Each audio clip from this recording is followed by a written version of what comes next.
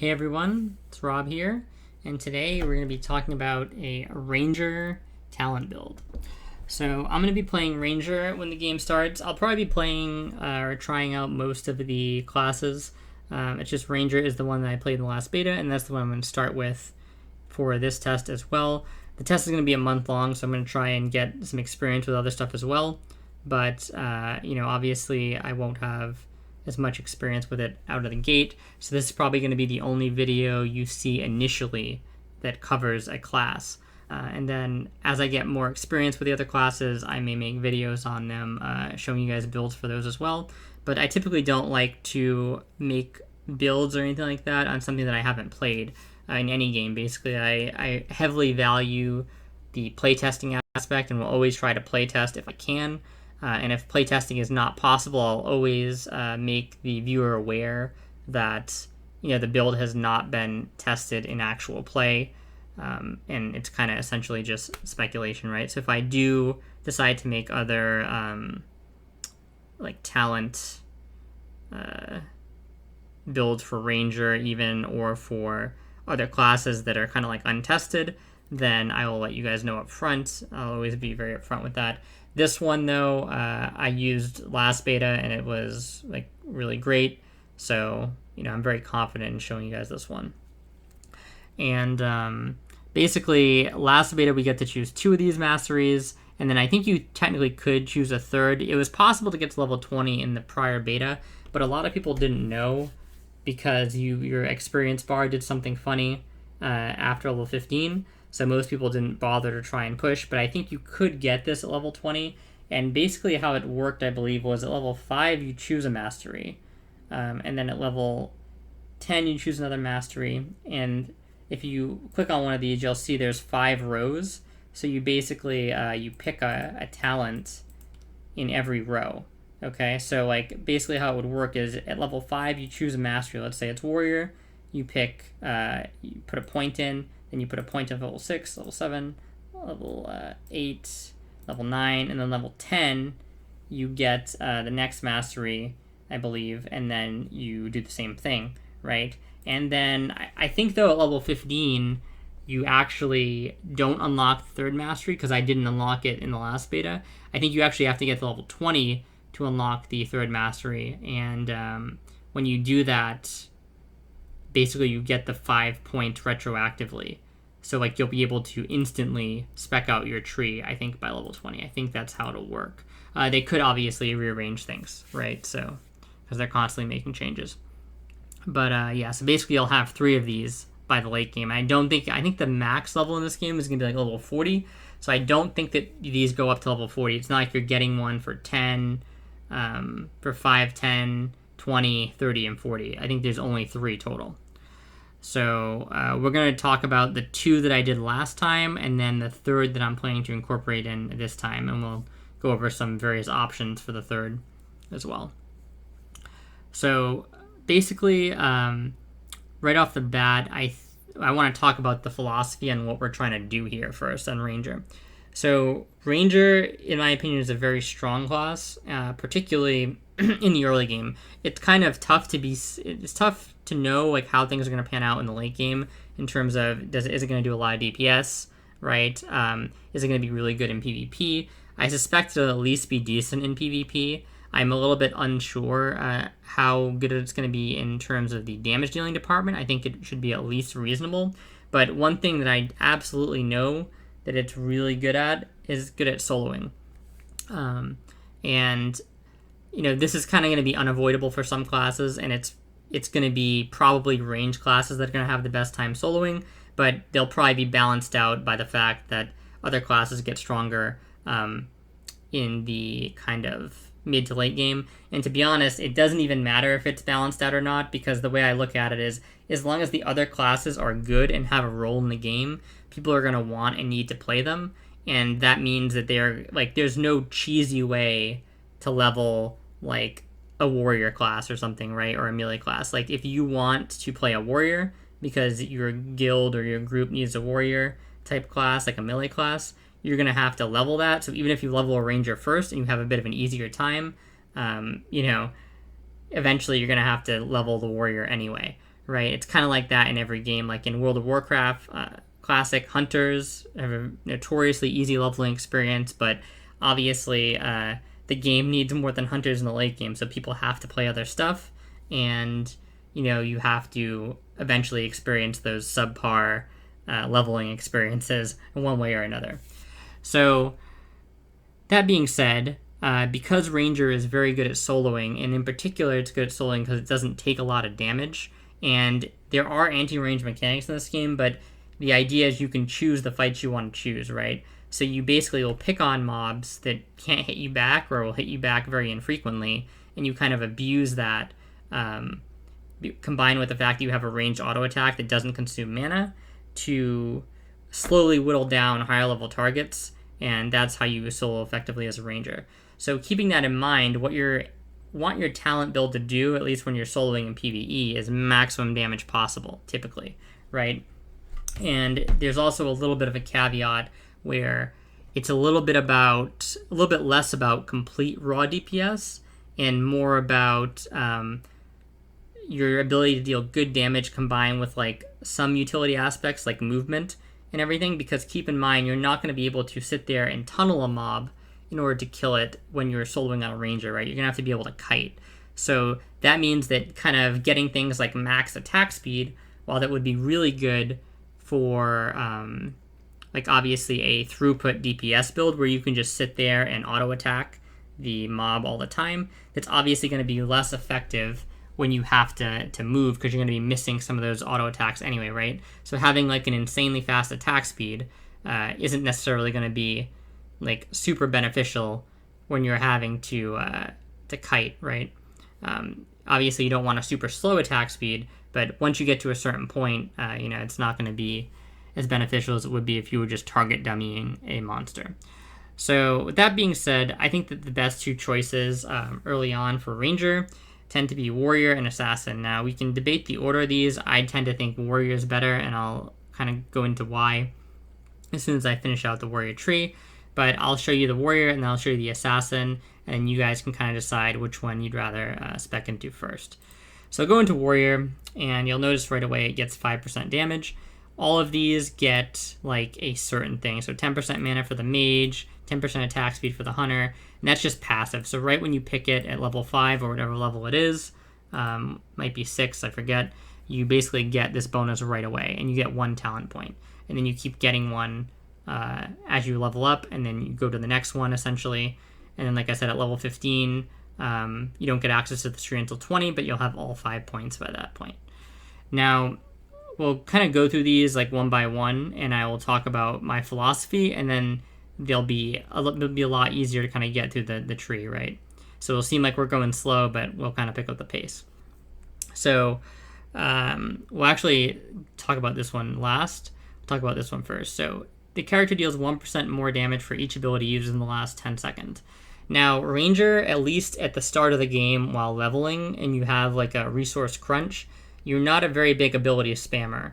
And from what I've kind of gathered, it doesn't seem like you'll ever be a big ability spammer, at least. You kind of have like utility abilities, and you will use them, but you're not really sitting there spamming abilities. So I feel like anything that kind of leans into ability spam tends to not be super great, at least for the early game when you're leveling on the character. Now, it's very possible that when we get access to more gear, we have CDR and stuff like that, right? There may be certain builds that come out where you have like a really low cooldown on your rain of arrows or something, and that's really good for AoEing down mobs. So things like that can come up, but right now, at the start of the game, when you're first getting in there, you're not going to be ability spamming, that's for sure. So you can kind of count out anything like this early, in terms of that's going to boost your like abilities, right? You don't really need it or want it.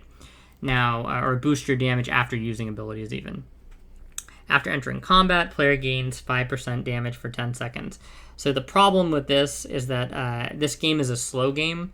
The fights kind of take a while. The mobs have a lot of HP. They're kind of like bullet sponge type things, right? And what that means is that you're going to be in combat for quite a while. So the percentage of actual damage you're getting out of this relative to the fight overall is not going to be very great. And then a lot of times this is compounded because if you're like a ranger, you can be fighting higher level things that take longer to kill, right? And you just infinitely kind of kite them around. And if you are trying to do that here, you basically, the fight's going to last quite a long time, and you're not going to get this 5% damage for a large percentage of the fight at all, right?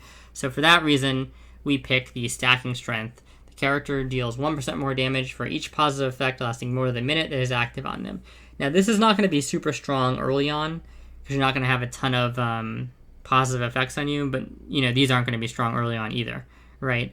So, once you kind of get some buffs flowing and stuff like that, and you get some other buffs in this tree and stuff, you'll be able to hit that 5% without too much trouble once you get around probably like 10 to 15. And, then this becomes just a really solid 5% damage that adds on to this 5% damage. So I'll put a point in there, and we'll go into the second tier. So when dealing damage with an ability to more than one target, damage is increased by 2% for each additional hit. So again, this seems like it's really good, right? But it again is an ability-reliant thing, and we're not going to be spamming abilities. Interesting thing about this is that Ranger has this third ability where when you toggle it, it basically turns your auto attack into a like a multi-shot, but it splits the damage. Now, this is technically an ability, but it doesn't count as an ability in this sense because I tested it with this. Now, they may change that, so it's something to look out for.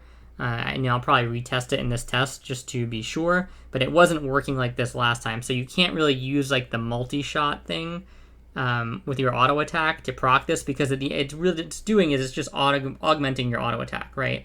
It's not giving you an extra ability, or you're not really like using an ability in the traditional sense. So that's why I think this doesn't work with that. So I would just stay away again from ability stuff, right? Then Adrenaline Rush. After killing an enemy, the character deals 8% more damage for 10 seconds. Now 8% more damage is pretty good, but the problem is that this game heavily incentivizes you to kind of like not chain kill, because remember, you're kind of going to have to be, in some cases, like regenning between packs and stuff like that. Now on the Ranger, you have a bit more flexibility with this because, you tend to not take as much damage, so sometimes you can chain pull, but the problem is it's only 8% damage for 10 seconds, right? So not really a big portion of the fight, especially for fighting really tanky things. But this, the player deals 8% more damage when their health is above 90%. Well, this is basically your bread and butter. You're not getting hit, right, is the idea. So you're going to stay above 90%, and you're going to deal a lot more damage, right, all the time. So we'll pick on this. Now, going into the third tier, if a character takes damage exceeding 30% of max health within 3 seconds, they deal 10% more damage. Again, the problem here is we're not planning on taking a hit like that, really, right? And even if we do, it only lasts for 10 seconds. We're planning on not getting hit, and we want consistent damage, so we're going to pass on Resilient Flurry. Now, Anti-Heal, this one is just completely situational. I didn't encounter any PvE mobs that heal, so this seems kind of more like a PvP thing, at least as of right now. But if they add healing mobs into the game, or if you're doing PvP, you can obviously spec into this. It's probably really good. But until then, you obviously are just taking Executioner's Edge for your PvE grinding. The character deals 10% more damage to targets with health below 20%, so that's really good. And moving on to the next tree here, Fighting Spirit. So every 2.5 seconds the character spends in combat, they gain 1% attack power or spell power. And then this one, for each enemy killed, the character gains 0.1% attack power up to a max of 10%. All stacks are lost on death. Now, these are both good options. Basically give you 10% attack power, right? The problem is the option in the middle actually turns out to be really good. And it's so good that even at your basically like base health, like once you get around the level where you can even spec into this, because remember, you have to get to level 5, so this is going to be your level 5 point, level 6 point, level 7 point, level 8 point. Once you even get to this, even at your base, this is going to be comparable to the other two. I think it's going to be slightly worse than the Kill Streak and slightly worse than the Fighting Spirit, but it's going to be comparable, just based off of your base health, right? Because it says maximum health, not extra health. And then on top of that, you're going to want to get like implants is what they call them, right? Which basically give you more strength and stuff like that. And one of the popular implants that I think you're going to be crafting on a ranger is, where we go? Let's go to the artifacts, items, artifacts. They call them artifacts, I think, as well. So this is the first one you're going to get, the steroid implant, right? And just raw attack power. There's another one of these, I believe, the battle sleeve. This gives 20 to 40 attack power, right?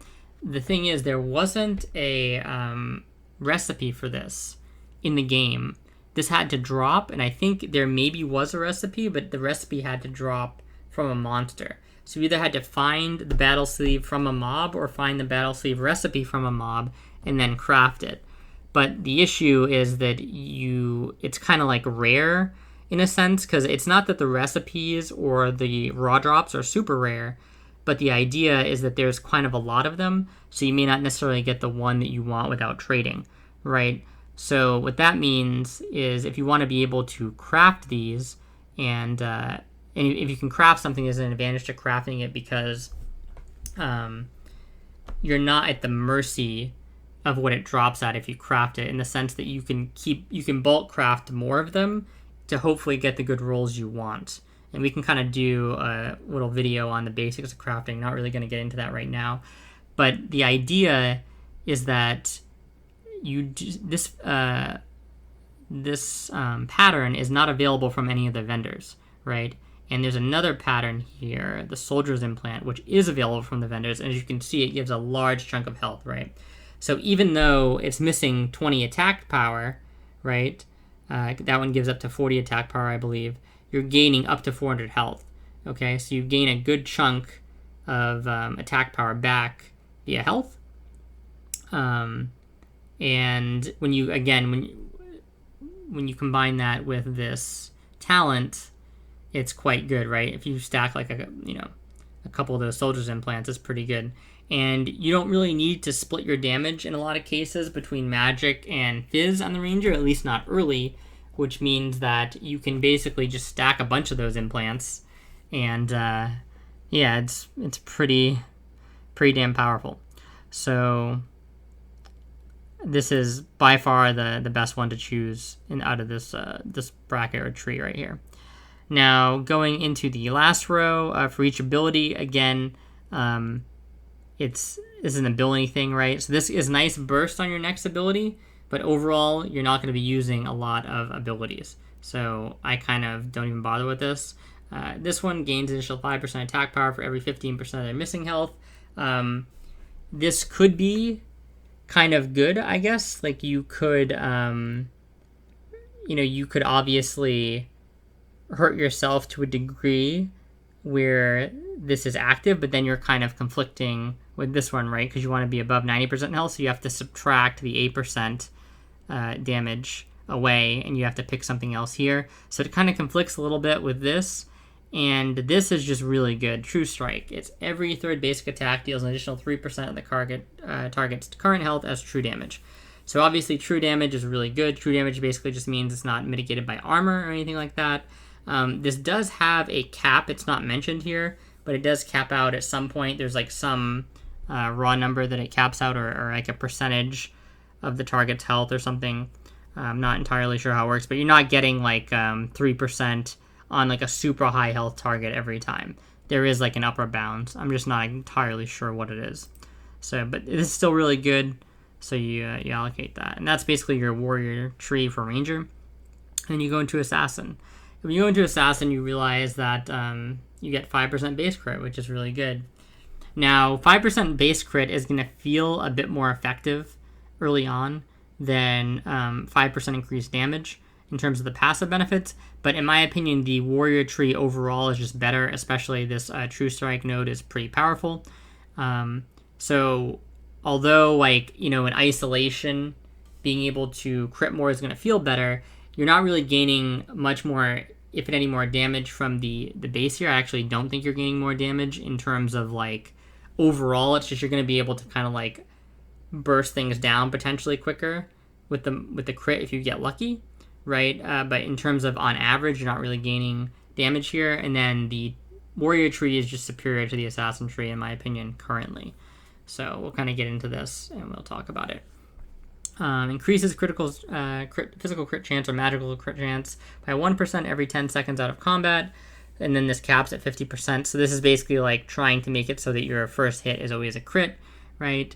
Then after using a skill, the next auto attack has an increased physical crit chance of 10%. Again, the problem here is we're not going to be using a lot of skills, right? And we're going to be fighting in long, protracted engagements, so something like lurking precision is not the best for what we're trying to do when we're leveling. Shadow Strike. After landing a critical strike, the character gains 10% critical strike chance or 10% magical crit strike chance for 5 seconds. By the way, when it says adaptive here, it's basically like whatever you have more of, and you're going to have more physical crit, so you don't have to worry about that, basically. This is the one that we take, and it's very good.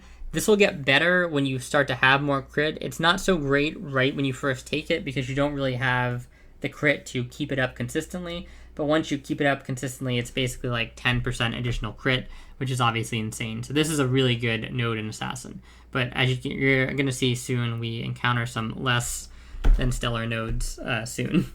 So we have the enemy gains the character gains a stacking buff when their ability damage to an enemy, when they deal ability damage to an enemy.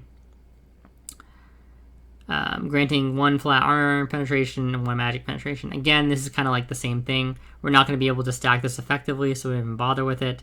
If a character deals critical damage to a target affected by their periodic damage effect, the next 2 ticks of that effect will also deal critical damage. Now, this is good assuming you have a periodic damage effect. Ranger does have a bleed bow. Based on what I've tested, I don't believe the bleed bow is like superior to the crit bow, but I will be testing that in more detail in this upcoming phase. And there may be other ways to get damage over time effects. So this could potentially be the best option to go with in this tier or this row, but when you don't have any dot effects, obviously it's useless. So you would just go something like this. Killing an enemy gives flat armor penetration for 10 seconds.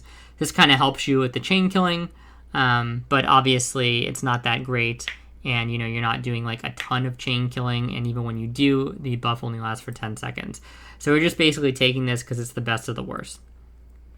Now coming into here, we will look at Backstab. The character gains 10% armor penetration and 50% critical damage when attacking enemies from behind. So the problem with this is the ability to consistently attack from behind when you're solo. Obviously, this would be really good in group play where, the mob is faced away from you. There's some things that I have to keep in mind, or that I want to keep in mind with this, and I'm going to try and test this in terms of like what counts as behind, because in some of these games, what counts as behind can be a little bit misleading. And there was a mechanic on Ranger that I don't really have access to show you right now because I don't think it shows you the ability trees on Ranger. But there's basically like an ability where if you're coming closer to the target, it makes it sound like you get like a Vayne from League of Legends passive where you gain move speed when you're coming closer to a target, right? Like when you're moving in. But how it actually plays out is if you even come in for like a second, you get a duration buff on you, right? So you can actually kind of abuse that by facing the mob briefly for like 1 second and then breaking that, but you still have the buff on you. So with this backstab, what I'm kind of wondering is like if you can even get like if when you're kiting a mob, if you hit them out an angle, will that angle count as the back? And if it counts as the back, then it's obviously kind of good, right? But if it doesn't, it's going to be hard to make really good use of this node, so I'll be testing this more. But I don't think it's going to be super useful while soloing. This is for characters that have stealth. I don't believe you have access to any stealth unless you have items or something, which you're not going to have early on. So you don't bother with this. So this means you go with Predator. When the character attacks an enemy without allies nearby, They gain 10% armor penetration and deal 50% physical crit damage against the target for 5 seconds. So you're not having insane uptime on this, but luckily it keeps proccing, right? So it's like it's not like the other node where after those 10 seconds are gone, it's just gone.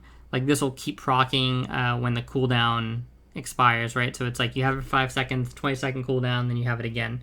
So again, it's kind of like the best of the worst here. It's not really good, but it's pretty good.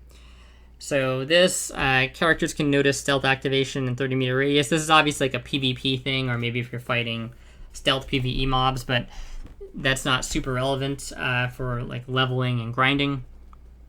And then Giant Slayer. If the character attacks an enemy with maximum health greater than the character's own, 2x for monsters, the enemy receives 10% increased damage from the character. So this is pretty interesting. I think you're going to be able to get pretty much full use out of this in almost every scenario, because you may be using the health implants, right, especially early on before you get some of the other implants. But even if you do, you're not, you're not using full health implants. You're using health attack damage hybrid implants, which means that your health should probably still be low enough compared to monster health. And also if you fight higher level stuff, which Ranger tends to do, it's very easy to proc this, right? So this is definitely a very good node. And then this node, Blade Fury, when landing a critical strike, the character deals an additional 30% damage to surrounding enemies within 2.5 meters. So this is obviously just very situational. You would use this if you're going to be kind of like AoE grinding, which you kind of can do on Ranger.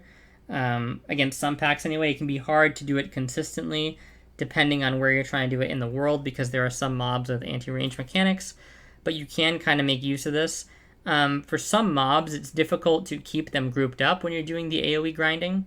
And basically how it works is your multi-shot, which is kind of like you have this ability, I think I talked about it with this node over here, where it basically makes it so your auto attack splits into, I think, up to 3 or 4 shots, and it splits the damage between them. And so the range on that is pretty good in terms of the cone. So mobs don't have to be super close to each other to get hit by that kind of like multi-shot ability. But the problem is that the 2.5 meters is a relatively small distance. So the mobs do have to be relatively close to be getting hit by this Blade Flurry effect. I also don't think that if you auto attack, I think that, like, let's say you do an auto attack and you're doing it with the cleave on the Ranger, the thing that I just said, the little bit of a multi-shot, it shoots the 4 arrows. I think how it works is like either all those arrows crit or none of them crit. And I don't believe that they count as separate crits. So I don't think that like you would potentially get 4 explosions overlapping on each other. I think it would just be like one explosion that would hit all the mobs that are in 2.5 meters. I think that's how it works. Again, we'll have to do some more testing on this in particular. So this has a place and it can be particularly good, but for more general purposes, you're just doing Giant Slayer. So you pick one of the 2 of these depending on what's going to be better for you. Then the final tier, if a character deals damage to an enemy that exceeds 30% of the enemy's health in 3 seconds, the enemy is unable to dash or use abilities for the next 5 seconds. So this could be really good for PvP, obviously, but not very good for grinding and like kind of leveling up, which is what this build is going to be about. And then when the character scores a critical hit, they gain a stack of Blade Master at 5 stacks. Their next ability, Consume, deals 20% increased damage and consumes all stacks. Again, we're not going to be doing a ton of ability damage, but this one's not really bad because it kind of like stacks with the auto attack and then you use the ability, so it's the opposite of what most of the abilities or talents seem to do. So that one's not terrible, but I think this is probably the best one. The crit, I don't even know, crit stature. Non-critical auto attacks grant a buff that increases the chance of physical crit or magical crit by 1% for 5 seconds, which is consumed upon landing a critical strike. So basically this is like almost like built-in crit protection.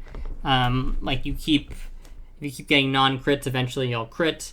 This isn't like amazing. It's not like really, really good, but it's pretty good, and it's like the best thing you're gonna have to improve your auto attacking damage, which is what you want to be focusing on Ranger, in my opinion, for the most part, because focusing on your auto attack damage is really great because it's going to allow you to solo with ease, and you don't have to worry about using consumes and stuff like that to rebuff your mana.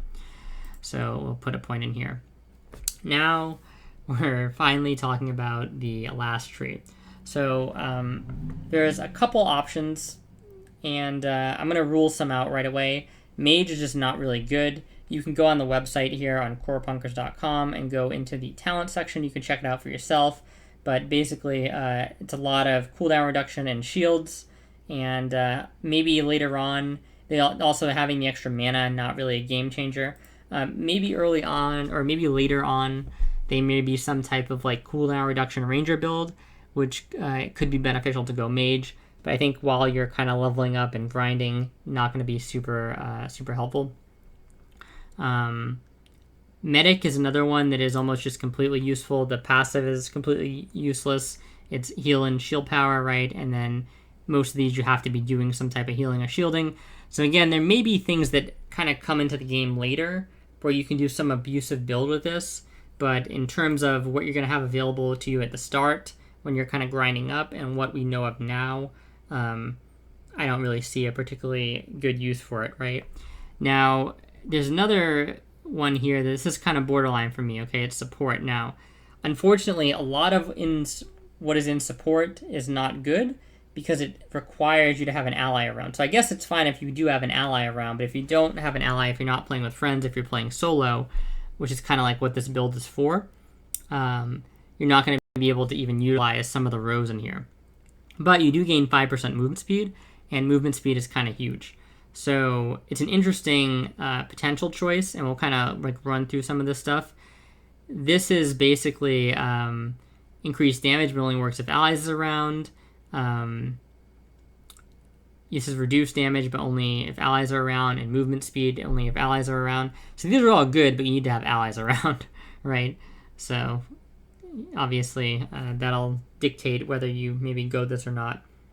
And then this is shields, and this is an interrupt thing. None of these are particularly useful from what I can gather right now for the ranger, although maybe we'll get items or implants or something down the road that provide shields, so something to look out for in the future. So this row is not really good at all. Characters' abilities apply a charge to a target. Upon reaching 3 charge, an auto attack from an ally against the target will stun them. Again, you need an ally to really make use of this. You need another auto attack from an ally to make use of this. This is kind of good, but again, not like a game changer, so this is probably what you would use if you're soloing and you took this tree. Grant a character and allies a 10% increase to their primary attribute. The problem is only works if allies are nearby. Then all positive effects applied by the character with a duration of 1 minute become 15% stronger. This is good, so you can definitely use this for your consumable buffs and stuff. And then this is if you're going to be using wards, but not something you're going to be doing while you're leveling. And then damaging abilities apply a mark to enemies for 5 seconds, increasing damage taken from allies. Again, this is a contingent on allies.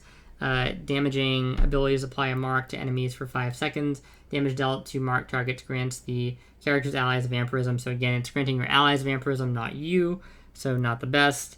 And then using the ultimate ability grants a character nearby allies invulnerability. So this would be an interesting utility talent, but only works if allies are nearby. So again, the problem with going support if you're solo is that you can't use a majority of the stuff in here, but the 5% movement speed is good. The extra buff effect or whatever is good. This is like okay, but I probably wouldn't pick support unless the movement speed turned out to be game-changing for me in terms of being able to kite something which I couldn't kite before. So interesting considerations to be made there, but ultimately not not something I'm really, really hardcore considering. Now, we'll go into the obvious choice, right, which is Hunter. So Hunter gives 10% attack speed, which again, this might be kind of debatable because you end up getting a decent amount of attack speed via other sources, and the idea is that if you have like, if you're kiting stuff, you can't really fully utilize your attack speed in every case, because you need to be able to use your movement speed to build distance on the mob, like anyway. So, you can kind of get more attacks in potentially, and then run, and then get more attacks in and run, but you're never utilizing the full extent of the attack speed. But still very good, right? So, like, not trying to say that it's a bad thing, and especially if you're ever grouping up with somebody, it's obviously really good, right? So, auto attacks against the same target increase the attack speed by 1%. Obviously, this is insane. This is when your character health drops below 50%, the attack speed is increased. You don't really care about this, right? Because you're, again, not trying to get hit. After 10 seconds of entering combat, the character gains 10% attack speed for 10 seconds. Again, this is kind of good, but you might as well just take this, in my opinion, because most of your fights are going to be long and protracted. And a lot of times you are able to keep the stacks on the same target. Your ability targeting in the game, or your auto attack targeting, tends to be pretty good if you use the attack move command. So I will take this one always. Increases movement speed by 7% for 5 seconds after using dash. After movement impairing effects fades, the character's movement speed is increased by 7% for 5 seconds, and then gain immunity to movement impairing effects for 2 seconds after using a dash ability. Now, the only dash ability, I believe, is your ultimate, which is kind of like a disengage. It shoots you back and deals damage to a bunch of things. It kind of separates you from enemies. So you can kind of pick whatever you want here. Personally, I think in most cases, I would prefer to have something like this, maybe in case I get jumped on in PvP. But then again, having extra movement speed after my disengage is kind of nice for PvP. But the problem is that, you're already kind of at max range after you disengage. So how useful this is kind of situationally dependent. But it's obviously still pretty good. None of these really increase your damage, so you can kind of pick whatever you want here, right? This is more of a utility track, so we'll just pick something. Grants the character a stack and 1% movement speed buff for each 10 seconds out of combat, up to a maximum 5%. So this is obviously just really good for getting around the world, right? More of a utility-based thing, but very good nonetheless. Character sense wounded target in a huge radius with the health below 30. This is obviously has a very specific use cases, not really going to be super good when leveling or grinding for the most part. And if a character's health drops below 15%, all immobilization effects are removed. This is mostly a PvP thing, right? So I think for general purposes of leveling, you would obviously pick Explorer's Instinct. Now, surge your speed if the character takes damage exceeding 30% of their maximum health, gain attack speed. So this is another one where you're going to need to take a big hit. We're not trying to take big hits. If the character attacks an enemy with maximum health greater than the character's own, they gain 15% attack speed against this target. So this is what I would choose, because again, you're probably always going to be fighting stuff that's higher level than you, has more health than you, etc. So I would always take this. And then this, for each enemy killed, it's basically like this over here. It's like a kill streak thing, but as long as you're fighting stuff with higher health, this is the better pick. So you would just pick between one of these two. And then the last row, Sniper's Precision, increases damage depending on the distance to the target. Damage increased by 1% for each unit, starting from 4 meters away. And then for each skill used, the character gains charges. Upon reaching 5 charges, the next skill will gain 3 meters to the range of its application. This is very situational, not going to be super useful for leveling. If the character remains stationary for 3 seconds, their abilities and attack range is increased by 3 meters. So this is not particularly good, in my opinion, because you're going to be kiting while leveling and doing a lot of moving. So I think this is probably the best one here. You're not always going to be able to fully utilize it because you're going to be kiting, so you're going to be losing some of the range between you and the mob. But obviously it's still going to provide some damage, and it's going to be pretty much the best bet while soloing. So this is one build I would do, right? I think it's pretty damn solid. And so you can screen cap that if you want. And then we'll kind of go into a couple other options, okay? So going to Pathfinder. This one's very interesting. Now, in my opinion, this regen is very interesting. I didn't test this. I should have tested this. but I'm not sure if this works when you are out of combat, essentially. I'm sorry, I'm not sure if this works when you are below 90% health. If it does, it's kind of insane. And this could actually be a very interesting way to start the game. On Ranger, you probably don't really need it, but it could be very interesting on other classes because it could save you like a lot of gold in having to, use consumables and stuff like that to recover your health. But I don't think it works like that. I think this is just plus 2% health regeneration under the normal circumstances, which is when you're above 90% health. But we'd have to see. If not, if this is just all the time, then it's really good. So let's go to the first row, though. Character gains 5% damage reduction when no allies are around. Obviously not bad, but we're kind of looking for damage. If no allies around, the character receives health regeneration equal to 0.5% of their maximum health per second per 20 seconds after exiting combat. So this can be pretty decent depending on what you're trying to do. But again, we are trying to not take damage. And then Lone Wolf, when there are no allied characters nearby, the character gains 5% increased damage. So this is obviously like right up our alley. Just straight 5% damage increase, right? Healing and resource restoration received from consumables is increased by 20%, and their cooldown is reduced by 20%. So this is not bad. Just kind of like more throughput and healing. Upon killing an enemy, the character restores 3% of their maximum health and mana. Not super good because you're not killing a ton of enemies super fast usually. Eldritch Transformation. When using alchemy consumables, gain a 10% damage boost and 10% damage reduction for 10 seconds. So this can be good. Personally, I think I would prefer Rejuvenating Essence and just having the cooldowns of my consumes, like my healing and resource restoration consumes, lowered, and then having the effect bolstered rather than getting a minor 10%. Well, 10% damage is pretty substantial, but it's only for 10 seconds, right? And you're not going to be spamming consumes typically because they have like a duration. Like they'll last at least 5 minutes. So getting 10% damage for 10 seconds every 5 minutes, or maybe a couple times every 5 minutes if you're reapplying a couple of them, not the best. So I would take this one. Campfires have invisibility detection. Again, this is more like a PvP thing.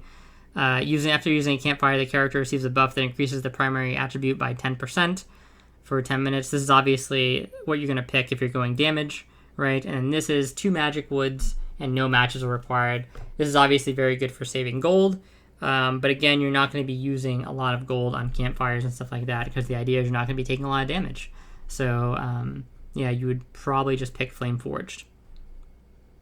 And then if the character's health drops below 15%, they become invisible for 1.5 seconds. Again, this is more of a PvP type thing.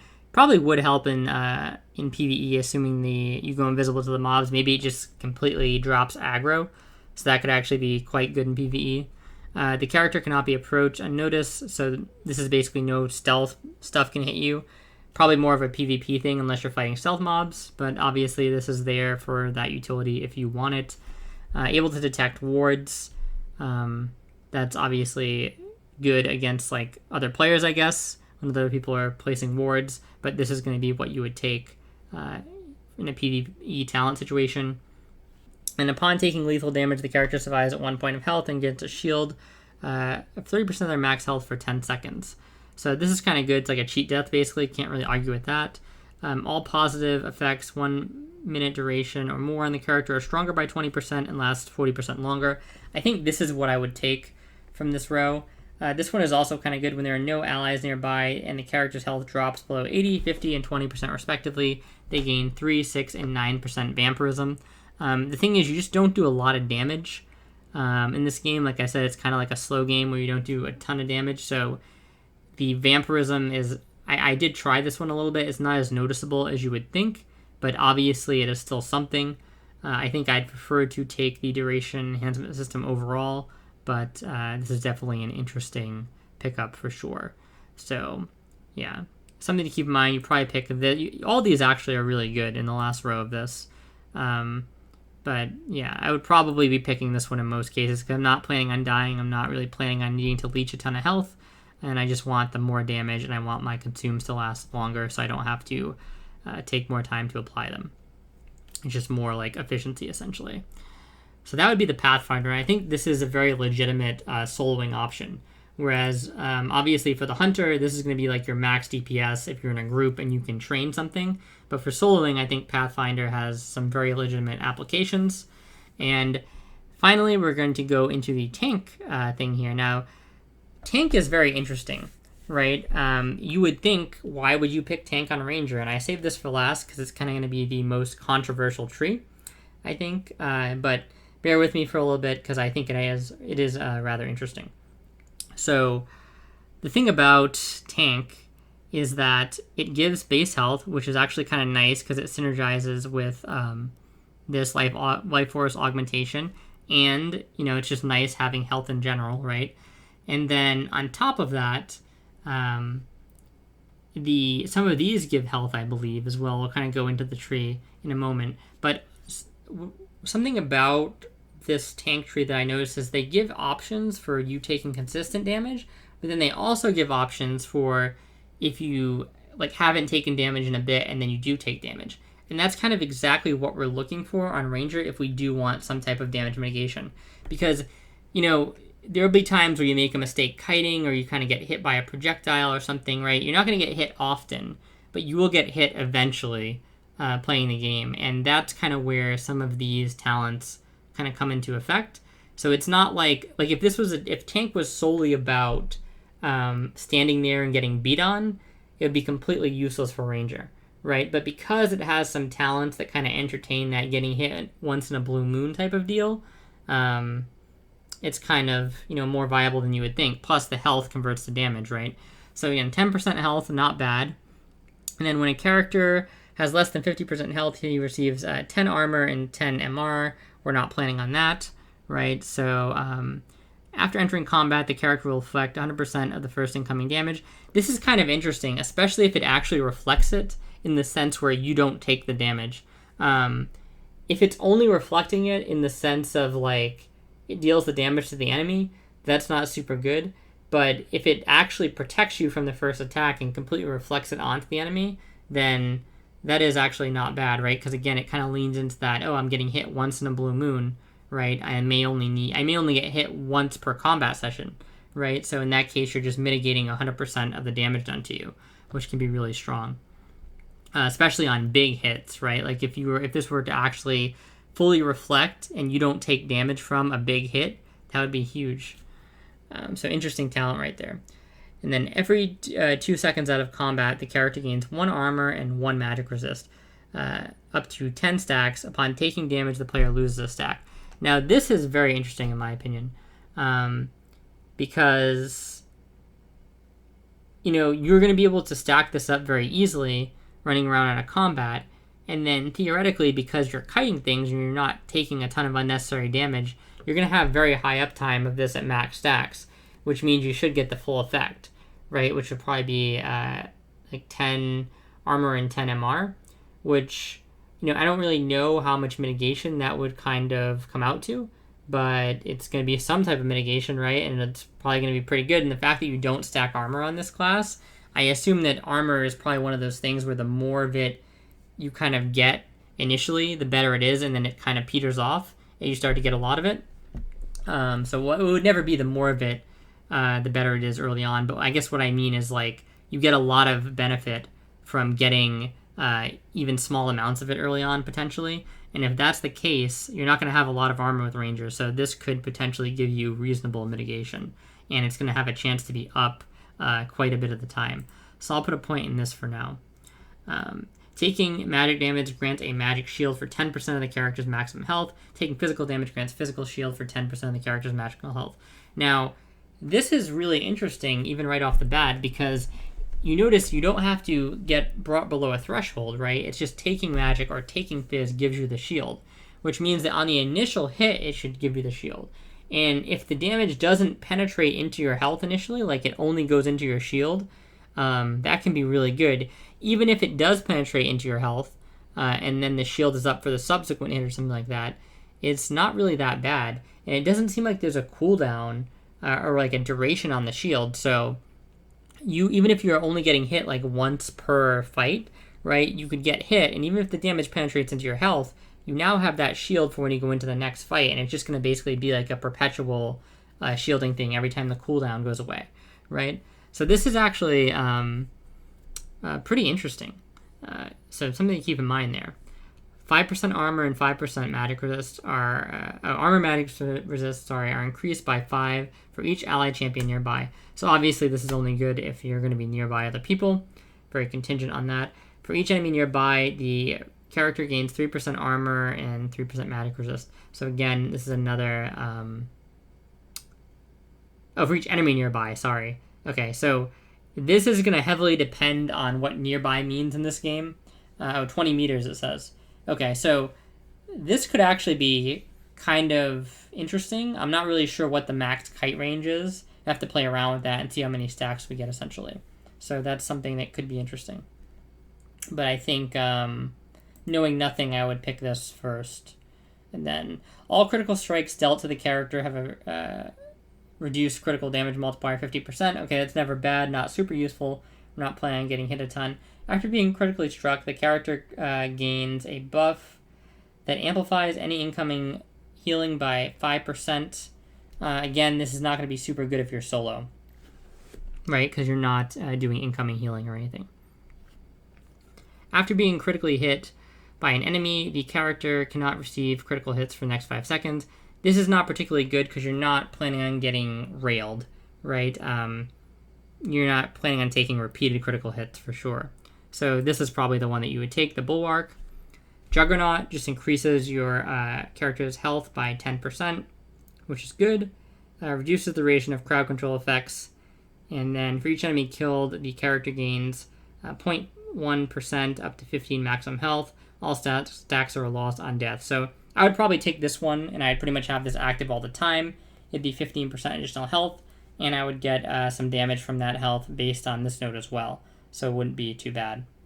And then we'll go into the last row right here. When receiving lethal damage, a character has a 50% chance to avoid the attack. Additionally, the character regenerates 30% of their missing health over 10 seconds. This effect can only occur once every 5 seconds, so it's sort of like a pseudo cheat death, right, with a 50% effectiveness. While under the effect of hard crowd control, the character restores 2% maximum health per second. We're not planning to be under the effect of hard crowd control very often, so probably not so good. If the character's health falls below 20%, all damage taken in the next 5 seconds will be absorbed and dealt over 10 seconds as a damage over time. This effect can only occur once every 3 minutes. So I personally think I would just take this potential cheat death. You could take this one too, where you basically gain the health damage taken as damage over time when you're on low health, but I think this one's probably more useful overall. And yeah, as you can see, the tank tree is not complete dog shit. Basically, all of these have like a use mostly. This is probably the least useful row, right? And then depending on how some of these work and how much mitigation and stuff they give, and what the kite range is for this one and stuff, some of these are actually pretty damn decent, and they'll give you a decent amount of mitigation. And you are gaining some damage because you're gaining 10% health, and then you're gaining 15% health from here, right? So as long as you have this node, you are gaining some percent damage from this tree, although it is admittedly not a lot. So do I think this is going to be like meta? Probably not, but it's interesting, and I might play around with it and just and kind of like see. It could be very interesting against certain types of enemies, especially things with maybe like if this fully reflects damage and you don't actually take the damage, it's very powerful, and it could be very useful against some hard to dodge attacks against some mobs, especially if you only have to deal with it like once per encounter, or if even if you have to deal with it twice per encounter, you're basically not having to deal with it at all for one of the times, right? Which is very powerful. So there's some interesting application here potentially, but I don't think this is going to be meta. I think you're probably going to be going with Hunter or Pathfinder, maybe Pathfinder for solo, Hunter for group play. Potentially Hunter for both. It just kind of depends, right? How some of the stuff in Pathfinder works. And yeah, that is basically my thoughts on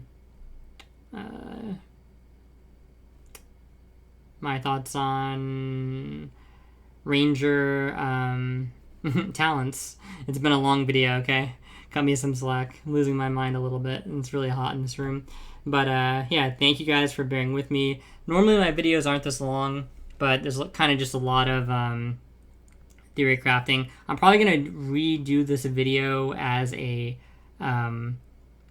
as like just a quick video to give people the down and dirty if they just want like a solid ranger build, and I'll just do like the meta options here and I'll just tell them what to pick. But this was kind of going to be like the theory craft, explain the reason why we pick everything type of video, right? So you'll see some of these on the channel from time to time. But we'll also try and make videos where we condense the information as much as possible. So try to have a bit of both.